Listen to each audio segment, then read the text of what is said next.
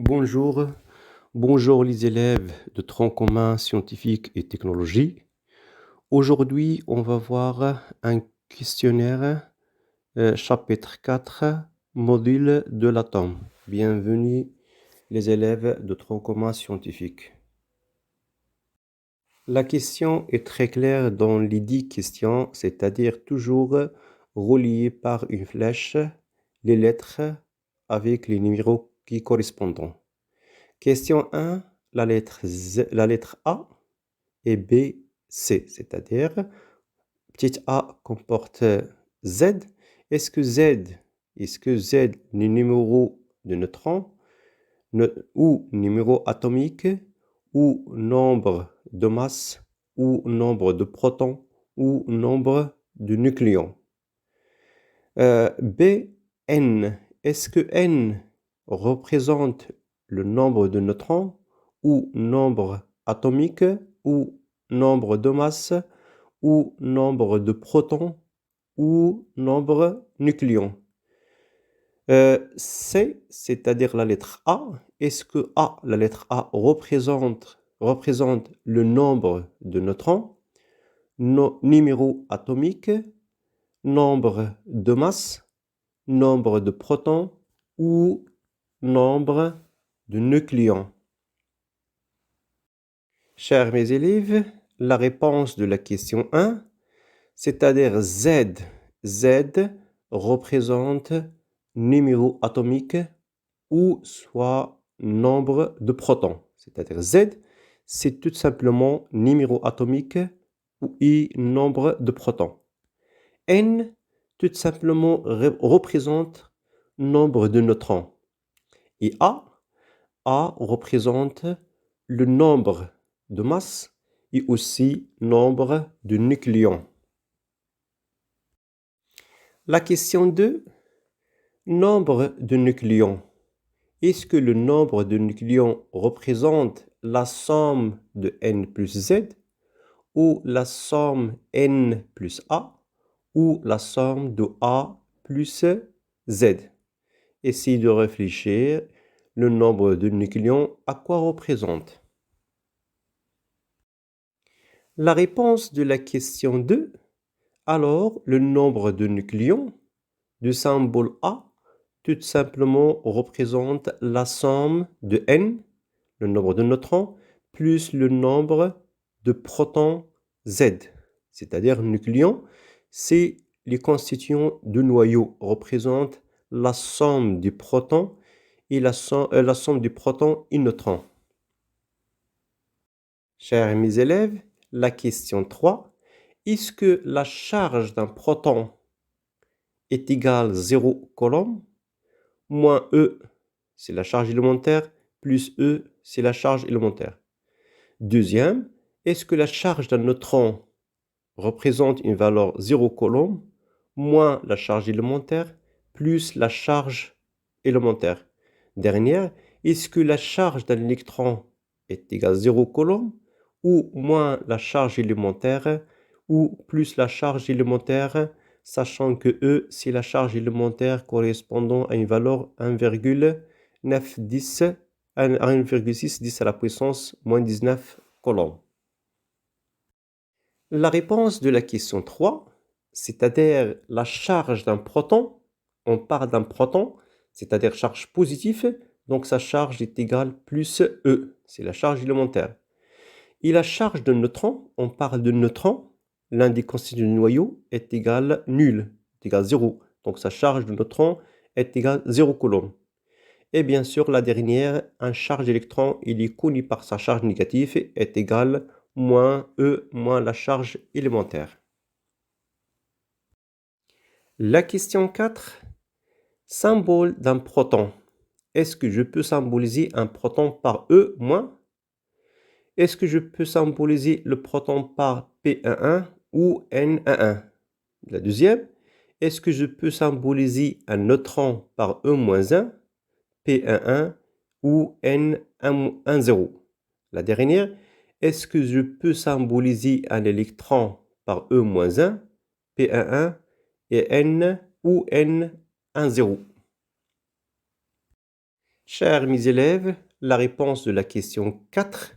Donc, on symbolise un proton par P11. Et aussi, on symbolise un neutron N10. Et bien sûr, la dernière, le symbole d'un électron, il est très connu, c'est E-1. Question 5. Est-ce que la masse des protons représente Zm1 ou Nm2p ou Zm2n ou Am2p? Deuxième, est-ce que la masse des électrons représente Zm1, Nm2p, Zm2n ou Am2p? La troisième, est-ce que la masse de l'atome représente l'expression Zm1, Nm2p ou Zm2n ou Am2p? La dernière, est-ce que la masse des neutrons représente Zm1, Nm2p, Zm2n et Am2p? La réponse de la question 5, donc la masse des protons, on parle des protons, c'est-à-dire le nombre de protons, donc c'est Z, M2, normalement M2P, sachant que M2P est égal à M2N, donc la masse des protons c'est Zm2N. La masse des électrons, on parle de masse des électrons, le nombre des électrons c'est Z, et la masse des électrons c'est M1-1, donc la réponse de la masse des électrons c'est Zm2-1.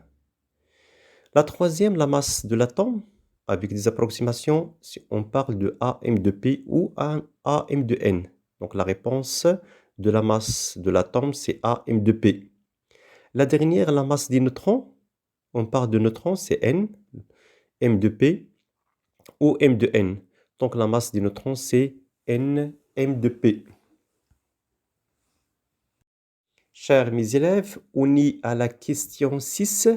Donc l'isotope, ce sont des noyaux qui possèdent même A est différent Z, même N est différent Z, même Z est différent N, même Z est différent de A, même N est différent de A. La réponse de la question 6, elle est très claire. Il faut savoir la définition d'un isotope. Donc l'isotope, ce sont des noyaux qui possèdent d'abord même Z. Même Z. Est différent de N est différent de 2A. C'est-à-dire, il y a une relation entre A et N. Si N est varié, et aussi A il est varié. Donc la réponse, l'isotope, ce sont des noyaux qui possèdent même Z est différent de N et aussi différent de A. La question 7, on parle de la structure électronique d'un atome chlorure Cl1735. Est-ce que la configuration de cet atome correspondant à le choix 1, c'est-à-dire L2, K8, M7, ou deuxième choix, K2, M8, L7, ou K2, L8, M7, ou la dernière, M2, K8, L7. La réponse de la question 7, c'est-à-dire la structure électronique de chlore Cl37, d'après l'application des règles, donc il faut commencer par la première couche, c'est K, donc K2, L8, M7.